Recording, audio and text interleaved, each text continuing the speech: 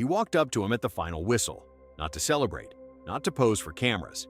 Cristiano Ronaldo walked across the pitch at BMO Field in Toronto, found Luka Modrić among the devastated Croatian players, and said goodbye. The match itself ended Portugal 2, Croatia 1. Gonçalo Ramos headed in a cross from Rafael Leão in the 94th minute to end Croatia's tournament. In the final seconds, Croatia thought they had equalized. Joško Gvardiol's header crossed the line, but the VAR ruled it offside. There would be no miracle comeback, no last chapter. The whistle sounded, and Luka Modric's World Cup was over. That is what happened on the scoreboard. But what happened on the pitch afterward is the story. Ronaldo sought out Modrić in the chaos of the final whistle. Not a brief handshake, not a wave from a distance. He walked directly to him and said, "Luka, congratulations for everything. I love to see you again. I wish you all the best for the next years of your career."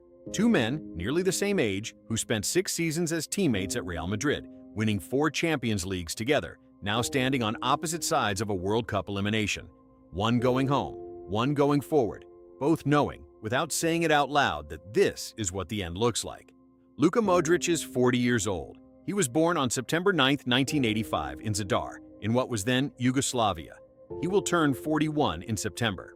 Before this tournament began, multiple reports confirmed he planned to end his professional career after the 2026 World Cup.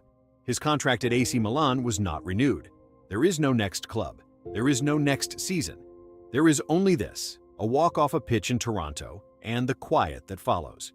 Croatia manager Zlatko Dalic said after the match, "I'm very sorry it ended like this for him. He led Croatia until the very end. He once again showed his character and his quality." But to understand what ended in Toronto, you have to go back much further than this tournament. You have to go back to a hillside above the Dalmatian coast in the winter of 1991 when Luka Modrić was 6 years old. His grandfather was also named Luka. The boy was named after him. On the morning of December 18, 1991, Serbian militia found the elder Luka Modrić tending his flock on a road near the family's home and executed him. He was one of 7 people killed that day. The family fled. The house was burned, the land around it was mined, and to this day still bears warning signs. The family ended up at the Hotel Kolovare in Zadar, a refugee shelter where running water and electricity were not guaranteed. That is where Luka Modrić learned to play football, not on a training pitch, not in an academy, in a hotel parking lot, with a ball that was sometimes the only certainty in his day. He wrote about his grandfather for a school assignment when he was 10 years old. The essay resurfaced after his Ballon d'Or in 2018. One line has stayed with football for years. "The Chetniks killed my dear grandpa. I loved him so much. Everyone cried." He said later in an interview that he has carried his grandfather with him to every title, every Champions League trophy, every World Cup, every moment the world watched Luka Modrić and wondered how a man this slight, this quiet, this apparently fragile could be the best midfielder on the planet. He was the only player outside of Messi and Ronaldo to win the Ballon d'Or in 15 years, taking it in 2018 after leading Croatia to the World Cup final in Moscow. He won 6 UEFA Champions League titles with Real Madrid. He played 597 matches for the club, more than almost any player in its history. He is universally considered the greatest Croatian footballer who has ever lived. And he did all of it starting from a hotel parking lot in a city at war, with a grandfather he will never stop carrying.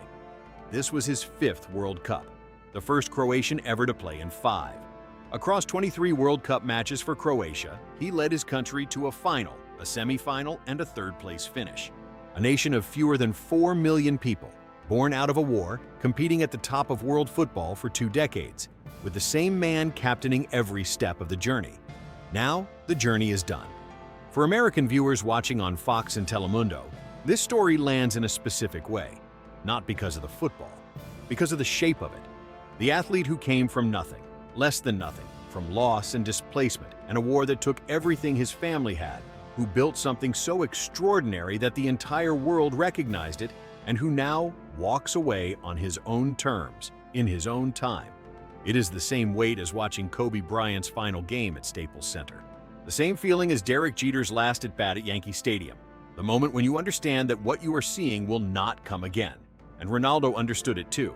That is why he crossed the pitch to find him. Those 6 seasons together at Real Madrid, 2012 to 2018, produced 4 Champions Leagues, and something rarer than trophies, a mutual recognition between two men who understood each other's standard. Ronaldo has said, publicly and repeatedly, that Modrić is a legend. When he found him on that Toronto pitch, he was not speaking for the cameras. He was speaking for 6 years of shared training sessions, shared finals, shared knowledge of what it costs to be at this level for this long. Portugal moves on to face Spain on July 6th at AT&T Stadium in Dallas, one of the most anticipated matches ever played on American soil at this World Cup. Cristiano Ronaldo will be there, still playing, still chasing the one thing his career has not given him. Luka Modrić will be watching from somewhere else. There is a detail that stays with you about the night in Toronto. Croatia thought they had equalized in the final second. The stadium erupted. The Croatian players ran toward Gavardio. For one moment, it seemed like there would be another chapter. Then VAR called it offside. The goal was taken away. The tournament was over. And Modrić, who has spent a lifetime having things taken from him and finding a way to keep going anyway, walked off the pitch in silence. He did not need to say anything. 40 years of living had already said it all. When you think of what Luka Modrić carried onto every pitch he ever played, his grandfather's name, his country's war, a childhood in a refugee hotel, a career built in a hotel parking lot, does it change how you see what he became? And now that his World Cup journey is finished, how far do you think Ronaldo and Portugal go from here? Can they win it all in Dallas and beyond? Let me know in the comments. Thanks for watching The World Game, and I'll see you in the next story.